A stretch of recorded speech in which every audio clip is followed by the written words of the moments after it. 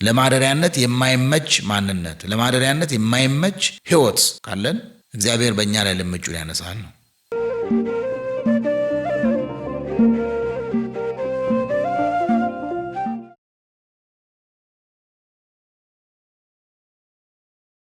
በስመ አብ ወወልድ ወመንፈስ ቅዱስ አሐዱ አምላክ አሜን።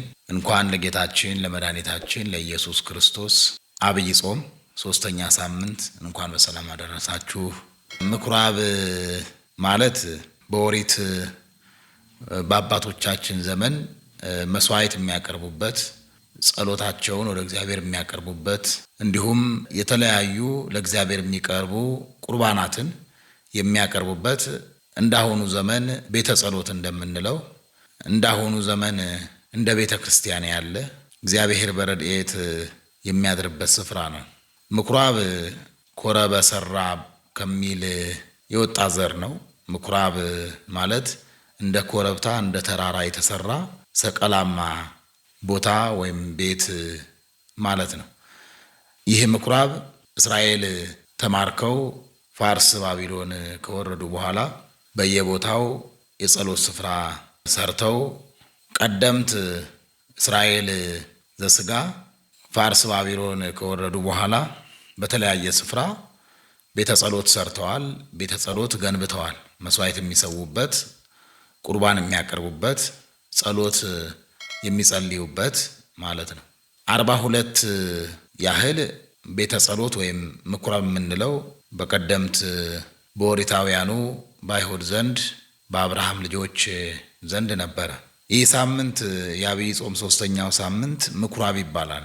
ምኩራብ ቤተ ጸሎት ቤተ አምልኮ ካልን ለምንድን ነው የአብይ ጾምን 3ኛው ሳምንት ምኩራብ ያልነው ከተባለ ቅዱስ ያሬድ ቦአ ኢየሱስ ምኩራበ አይሁድ ወመሐረ ቃለ እግዚአብሔር፣ ቅዱስ ያሬድ ኢትዮጵያዊው ሊቅ ቅዱስ ያሬድ ወደ ምኩራብ ገባ ወመሐረ ቃለ እግዚአብሔር የሃይማኖትን ነገር አስተማረ ብሎ እንደተናገረው በማቴዎስ ወንጌል ምዕራፍ 4 ቁጥር 23 ላይ ያለውን ቃል ወስዶ ኢየሱስም በየምኩራቦቻቸው እየገባ ያስተምራቸው እንደነበረ በሕዝቡም ዘንድ ያለውን ደዌ ሕመም እየፈወሰ በገሊላ ይዞር ነበረ ተብሎ በማቴዎስ ወንጌል በምዕራፍ 4 ቁጥር 23 ላይ እንደተገለጸው አምላካችን ክርስቶስ በቤተ ጸሎቶቻቸው በምኩራቦቻቸው እየዞረ ትንቢተ ነቢያትን ያነብላቸው ነበረ። ድውይ ይፈውስላቸው ነበረ። ጎባጣ ያቀናላቸው ነበረ። ለምጻሙን ያነጻላቸው ነበረ።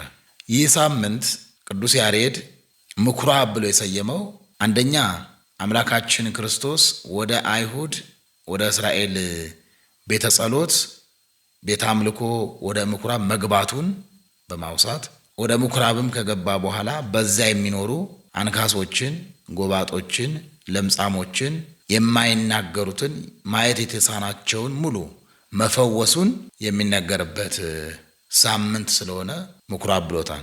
አምላካችን በልብ መታሰቡ በቃል መነገሩ በመጽሐፍ መዘከሩ ከፍ ከፍ ይበልና ጌታችን መድኃኒታችን ኢየሱስ ክርስቶስ ወደ ቤተ ምኩራብ ወይም ወደ አይሁድ ወደ ቤተ ጸሎታቸው ሄደዋል። በስጋዊ ዘመኑ ማለት ነው። በዚህ ዓለም በተመላለሰባቸው ወራት ወደ አይሁድ ቤተ መንግስት ሄደዋል። አምላካችን ክርስቶስ ወደ አይሁድ ቤተ መቅደስ ወይም በየስፍራው ወደ አቋቋሟቸው የጸሎት ቤት እየገባ ያስተምራቸው ነበረ። በዮሐንስ ወንጌል ምዕራፍ 2 ቁጥር 13 ላይ ወቀርበ እግዚእ ኢየሱስ ኢየሩሳሌም፣ ጌታችን መድኃኒታችን ኢየሱስ ክርስቶስ ወደ ኢየሩሳሌም መጣ ይላል። ወደ ኢየሩሳሌም ከመጣ ዘንድ ኢየሩሳሌም ታላቋ ከተማ ናት። የቃል ኪዳን የበረከት ሀገር ናት። ከዚያች ከተማ ከደረሰ ዘንድ የከተማውን ማማር የከተማውን ውበት ብቻ ተመልክቶ አልቀረም። ወደ አይሁድ ቤተ ምኩራብ እንደሄደ ሐዋርያው ጽፏል። ወደ ቤተ መቅደሱ ወይም ወደ ቤተ ጸሎቱ ወደ ምኩራቡ ሲሄድ ወረከበ በምኩራብ እንዘ ይሰይጡ ወይሳየጡ አባግዓ ወአልህምተ ወመወልጣነ እንዘ ይነብሩ ይላል። ወደ ቤተ መቅደሱ ወይም ወደ ምኩራቡ ሲሄድ ጸሎት ሲጸልዩ፣ መስዋዕት ሲያሳርጉ፣ ምህላ ሲያቀርቡ፣ ትንቢተ ነቢያትን ሲያነቡ አላገኛቸውም። በቤተ መቅደሱ ዙሪያ በምኩራቡ ዙሪያ ለዋጮች፣ ሻጮች፣ ነጋዴዎች ነበሩ። በአተ ሰረቅት ከነጋዴዎች ደግሞ የወዳደቀ የሚዘርፉ ወይም ነግደው ካተረፉ ከነጋዴዎች ደግሞ ኪስ፣ ገንዘብ፣ ወርቅ፣ ብር የሚዘርፉ ሌቦችም እዛው ቤተ መቅደስ ነበሩ። የቤተ መቅደሱ ድባብ ተቀይሮ ስርዓቱ ተለውጦ ሁኔታው ሙሉ ለሙሉ ከቤተ መቅደስ ሐሳብ ተቀይሮ ሌላ የገበያ ማዕከል፣ የሌቦች ማዕከል፣ የለዋጮች የሻጮች ማዕከል ሆኖ ነው ያገኘው ቤተ መቅደሱ። ወደ ቤተ መቅደሱ ወደ ምኩራቡ ሲገባ ቤተ መቅደሱን ያገኘው እንደ ይርጋ ኃይሌ ገበያ ማዕከል ነው ያገኘው። በዚህ ሌባ አለ፣ በዚህ የሚሸጥ አለ፣ በዚህ የሚነግድ አለ፣ በዚህ የሚያተርፍ አለ፣ በዚህ ደግሞ የሚያጎድል አለ፣ በዚህ ወንበዴ አለ፣ በዚህ ቀጣፊ አለ። ቤተ መቅደሱ በእንደዚህ አይነት ቅርጽ ታሪኩ ተለውጦ ስርዓቱ ተለውጦ ነው ያገኘው። በነገራችን ላይ በዚህ በቤተ መቅደሱ ወይም በምኩራቡ እንዲህ በመሆን ውስጥ የአገልጋዮቹም ድርሻ ነበረበት። ብራችንን ወርቃችንን ካገኘን ምን ገዶን ብለው ዝም ይሉ ነበረ። አንድም ከቤተ መቅደሱ ዙሪያ ባለው በሚደረገው በገበያው ሁኔታ ተደናብሮ የገባ ከብትም፣ ላምም፣ በሬም፣ አህያም በቅሎም ካለ ያንን ወደ ቤተ መቅደሱ ከገባ አያስወጡትም። ካህናቱ ከብታቸውን ለማስወጣት ወርቃቸውን የወደቀባቸውን ወርቅ ለማንሳት ከአጥር ዘሎ የገባውን በሬና ላም፣ ፍየል ለማውጣት ባለቤት ወደ ቤተ መቅደሱ ሲገባ አይ ከቤተ መቅደስ የገባ አይወጣም እያሉ ካህናቱም የዚህ የቤተ መቅደሱ ቅርጽ ወደ ገበያነት ለመቀየር አስተዋጽኦ ነበረው። በዚህ ጊዜ አምላካችን ክርስቶስ ሐዋርያትን እንዲህ አላቸው፣ ቤቴ የሰ ቤተ ጸሎት ይሰመይ፣ ቤቴ የጸሎት ቤት ይባላል ካላቸው በኋላ ሐዋርያት ወገብረ መቅሰፍተ ጥብጣቤ ዘሀብል ይላል። ጅራፍ አብጁልኝ አላቸው። አበጅተው አስተካክለው ሰጡት ይላል። ቤቴ የሰ ቤተ ጸሎት ይሰመይ፣ የአባቴ ቤት የጸሎት ቤት፣ የቁርባን ቤት፣ የመስዋዕት ቤት፣ የምህላ ቤት፣ የቅዳሴ ቤት ይባላል። የአባቴ ቤት የቅድስና ቤት የንጽህና ቤት ይባላል። የአባቴ ቤት የበረከት ቤት ይባላል። የአባቴ ቤት መስዋዕት የሚቀርብበት፣ ካህናት የሚሾሙበት፣ ነገስታት የሚሾሙበት፣ ምድራዊ ሀብት ሰማያዊ ድህነት የሚሰጥበት፣ ይልቁንም እግዚአብሔር በረድኤት የሚያድርበት፣ የእግዚአብሔር የረድኤቱ መገኛ የእግዚአብሔር ቤት ይባላል።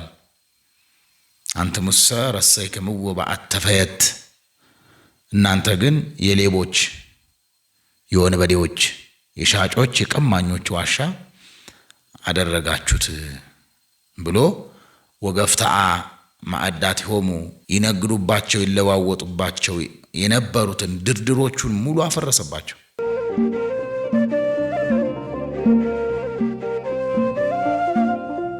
ከዛ በኋላ ወቦአ ምኩራቦሙ ወገሰጾሙ ይላል። ይህንን ካደረገ በኋላ ሁሉንም ሰብስቦ ገሰጻቸው። ምን ብሎ? ይህ ቤት የአባቴ ቤት ይባላል። የባህሪ አባቴ ቤት ደግሞ የጸሎት ቤት ነው፣ የአምልኮ ቤት ነው፣ ትንቢተ ነቢያት የሚነገርበት ጸጋ እግዚአብሔር የማይጓደልበት ቤት ነው። የሌቦች ዋሻ የቀማኞች ስፍራ አታድርጉ ብሎ እንደ ንጉሥ ተናገራቸው። እንደ ንጉሥ ተቆጣቸው፣ እንደ አባት መከራቸው፣ እንደ መምህር ገሰጻቸው። ወአንከርዎ ይላል። አነጋገሩን አይተው ሲያስተምራቸው አደነቁት ይላል። ለምን ከተባለ ከእርሱ በፊት የነበሩ ነቢያት፣ ሌዋውያን፣ ካህናት ሲያስተምሩ የነበረው እግዚአብሔር እንዲህ ያለ እያሉ ነው። እሱ ግን አንሰብለክሙ፣ እኔ እንዲህ እላችኋለሁ፣ እንዲህ አታድርጉ፣ እንዲህ አድርጉ፣ ይሄ ትክክል አይደለም፣ ይሄ ትክክል ነው ብሎ እንደ ባለስልጣን ነው የሚያስተምራቸው። አንሰብለክሙ፣ እኔ ግን እንዲህ እላችኋለሁ፣ እኔ ግን እንዲህ አዛችኋለሁ እያለ ነው ያስተማራቸው። እንደ ንጉሥ፣ እንደ መሪ፣ እንደ አለቃ ሆኖ ሲያስተምራቸው አይተው አደነቁ። ሞገሰ ቃሉ ወጣዕመ ቃሉ ወሳይሰ አፍሁ ይላል። አንድ ወገን ነው። ሞገሰ ቃሉ የቃላት ድርድሩን አይተው የተከናወነ በግርማ ሞገስ የተሞላ ንጉሳዊ አባታዊና መምህራዊ የሆነ ግርማ ሞገስን የተላበሰ ቃሉን ጣዕመ ቃሉ የአንደበቱ መወደድ፣ የቃላቱ ውበት አይተው ወሳይሰ አፉ ደግሞ የአንደበቱ አከፋፈት፣ የምላሱ አጣጣል፣ የተከናወነ አንደበት፣ የተስተካከለ አንደበት፣ ውብ ቃላት ከተሰናዳ አንደበት፣ የተሰናዳ አንደበት ከውብ ቃላት ጋር ሆነው ከአንደበቱ እየወጡ በሕዝቡ ስነ ልቦና ላይ ሲያድር፣ በአይምሯቸው ላይ ቃሉ ሲዘራ፣ በቤተ መቅደሱ ዙሪያ የነበረው ያ ሁሉ ሁካታ ጸጥ ሲል እሱ ሲያስተምር ማለት ነው። ወአንከሩ ምሂሮቶ እንዴት ያለ ሊቅ ነው! እንዲህ የሚያስተምር እንዲህ የሚናገር እንዴት ያለ ንጉሥ ነው! እንዴት ያለ መምህር ነው! እንዴት ያለ አባት ነው! እንዴት ያለ ነቢይ ነው ብለው አደነቁት ማለት ነው። አምላካችን ክርስቶስ ምኩራብ ገብቶ ወመሐረ ቃለ ሃይማኖት መጀመሪያ የሃይማኖትን ነገር አስተማራቸው። ምን ብሎ? ቤትየሰ ቤተ ጸሎት ይሰመይ፣ የአባቴ ቤት የጸሎት ቤት ይባላል ብሎ የሃይማኖትን ነገር አስተማራቸው። አንደኛ። ሁለተኛ ወገሰ ጾሙ፣ ተቆጣቸው፣ ገሰጻቸው። ምን ብሎ? ይትግበሩ ቤትየ ቤተ ፈየት፣ ቤቴን የሌቦች ዋሻ አታድርጉ፣ ገሰጻቸው። ሁለተኛ። ሶስተኛ ምክር ሰጣቸው፣ እዝና ሰጣቸው። ምክሩ ምንድን ነው? በቃሉ ጅራፍነት መከራቸው፣ ገሰጻቸው፣ ተቆጣቸው፣ አስተማራቸው። ይህንን ነው እንግዲህ በዚህ ሳምንት አምላካችን ክርስቶስ ወደ ቤተ መቅደስ መግባቱን፣ ከቤተ መቅደስ ውስጥ የነበሩትን ሻጮች ለዋጮችን ማባረሩን ይነገራል። አሁን ዝም ብሎ ማባረር አይደለም፣ ሁሉን በአግባቡ ማድረጉን ይነገርበታል። የገበያ ማዕከል ሌላ ስፍራ እንደሆነ፣ የጽድቅ ማዕከል ሌላ ቦታ እንደሆነ ቦታ ለይቶ አስተማራቸው፣ መከራቸው።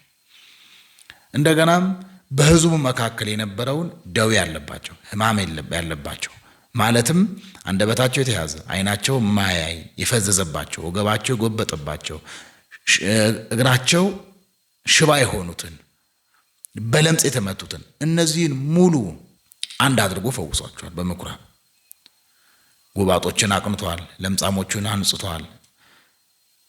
ወገባቸው የጎበጠባቸውን ቀና ብለው እንዲሄዱ አድርጓል። እግራቸው የተሰበረባቸውን ሽባ የነበሩትን እግራቸውን ተርትረዋል። ማየት የተሳናቸውን ዓይን ሰጥቷቸዋል። ደም ይፈሳቸው የነበሩትን ፈውሷቸዋል። በምኩራቡ እነዚህንም ታምራት ማድረጉ አብዝተን የምንማርባቸው ሳምንት ስለሆኑ ቅዱስ ያሬድ የአብይ ጾም ሶስተኛውን ሳምንት ምኩራብ ብሎታል። በምኩራብ የተደረገውን ታሪክ የሆነውን ነገር የሚተረክበት ሳምንት ስለሆነ ምኩራብ ተብሏል። ሁለተኛው ምኩራብ ተብሎ የሳምንት እንዲታሰብ ዋናው ሚስጥሩ ግን እኛ ምኩራብ ሰውነታችን ከእኩያት ፍትወታት ኃጣውእ እንድንጠብቅ የሚነገርበት ሳምንት ነው።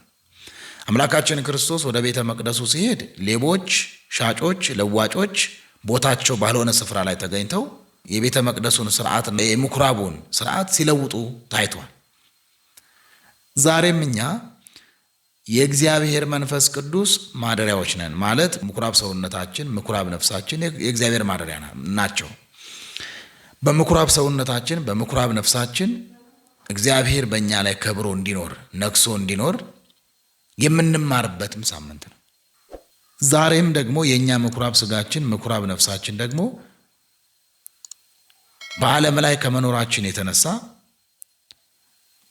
በመውጣታችን በመግባታችን በእያንዳንዱ በሕይወት እንቅስቃሴያችን ምኩራብ ሰውነታችን፣ ምኩራብ ነፍሳችን ደግሞ እንዲሁ የወንበዴዎች ዋሻ ሆነዋል። አሁን የወንበዴዎች ዋሻ ስንል ሌብነት፣ ስርቆት፣ ምቀኝነት፣ ክዳት፣ ሽንገላ፣ ኃጢአት እነዚህ እኩያት ፍትወታት ኃጣዊ ይባላሉ። ምኩራብ ስጋችን፣ ምኩራብ ነፍሳችን በዚህ ትረክሳለች ማለት ነው። በመጽሐፍ እንደተጻፈው ደጆኛ አንኳኳለው የሚከፍትልኝ ቢኖር አብሬው ከእርሱ ጋር ራት እበላለሁ ይላል። አምላካችን ክርስቶስ ሁልጊዜ የእኛን የሥጋችንን ምኩራብነት ተጠቅሞ የነፍሳችንን ምኩራብነት አይቶ ሊያድርብን ይመጣል። በራችንን ያንኳኳል፣ ሕይወታችንን ያንኳኳል፣ መግባታችንን መውጣታችንን ይመለከታል። በዚያ ጊዜ ለማደሪያነት የማይሆን ከሆነ ለማደሪያነት የማይመች ማንነት፣ ለማደሪያነት የማይመች ሕይወት ካለን እግዚአብሔር በእኛ ላይ ልምጩን ያነሳል ነው።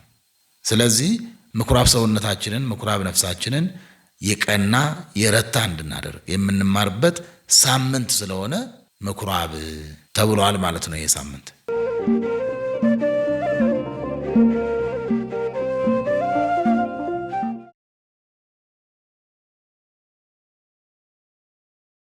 ምኩራብ ሰውነታችን ምኩራብ ነፍሳችን ከዚህ መዳን የምትችለው መታደስ የምትችለው የመጀመሪያው ወደ እግዚአብሔር በመቅረብ ነው። በመጽሐፍ እንደተጻፈው ቅረቡ ሀቤሁ ወያበርህ ለክሙ፣ ወደ እግዚአብሔር ቅረቡ ያበራላችኋል ተብሏል። ወደ እግዚአብሔር ስንቀርብ የጨለመው ሕይወታችን ይበራል፣ የፈረሰው ማንነታችን ይታደሳል ማለት ነው። ወደ እግዚአብሔር ከመቅረብ ጋራ የንስሐን ሕይወት በመያዝ ቅዱስ ሥጋውን ክቡር ደሙን በመቀበል የፈረሰውን ምኩራብ ሥጋችንን ያልነጻችውን ነፍሳችንን ማደስ እንችላለን ማለት ነው። የአምላካችን የክርስቶስ ቅዱስ ሥጋውን ክቡር ደሙን በተቀበልን ጊዜ የፈረሰው ምኩራብ ሥጋችን ምኩራብ ነፍሳችን ትታደሳለች ማለት ነው። በቃሉ እንደተናገረው ዘበልአ ሥጋየ ወሰትየ ደምየ ይሄሉ ምስሌየ ወአነይ እሄሉ ምስሌው፣ ሥጋዬን የበላ ደሜን የጠጣ እኔ ከእርሱ ጋር እኖራለሁ እሱም ከኔ ጋር ይኖራል ባለው ቃል መሰረት ሥጋውን ስንበላ ደሙን ስንጠጣ እሱ በእኛ ላይ ከማደሩ የተነሳ የፈረሰው ምኩራብ ሥጋችን ይታደሳል፣ ይሰራል። እንደገና የፈረሰችው ምኩራብ ነፍሳችን እንደገና ትሰራለች ማለት ነው። ስለዚህ የብዙዎቻችን ሕይወት የብዙዎቻችን የኑሮ ሁኔታችን በመንፈሳዊ ሕይወት ካለመቃኘቱ የተነሳ ምኩራብ ማንነታችን ከፈረሰ ቆይቷል። አሁን እንድንጠግነው አይደለም የሚያስፈልገው፣ እንድንሰራው ነው የሚያስፈልገው። የተጠገነው ይፈርሳል፣ የታደሰም ቆይቶ ያረጃል። አሁን የሚያስፈልገው ያረጀው ማንነታችን የፈረሰውን ምኩራብ ማንነታችንን በክርስቶስ በቅዱስ ሥጋው በክቡር ደሙ መስራት ነው እንደገና የሚያስፈልገው እና እንዲህ እያደረግን የፈረሰውን ሥጋችንን የፈረሰውን ምኩራብ ነፍሳችንን መስራት ማቃናት ያስፈልጋል። ያውም በንስሐ ሕይወት በቅዱስ ሥጋው በክቡር ደሙ በመኖር እግዚአብሔር በሚወደው ሕይወት በንጽሕና በቅድስና በየዋህነት በቅንነት በእግዚአብሔራዊ ጠባይ በመገለጥ የፈረሰውን ምኩራብ ሥጋችንን መስራት ማቃናት ማስተካከል ይገባል እላለሁ።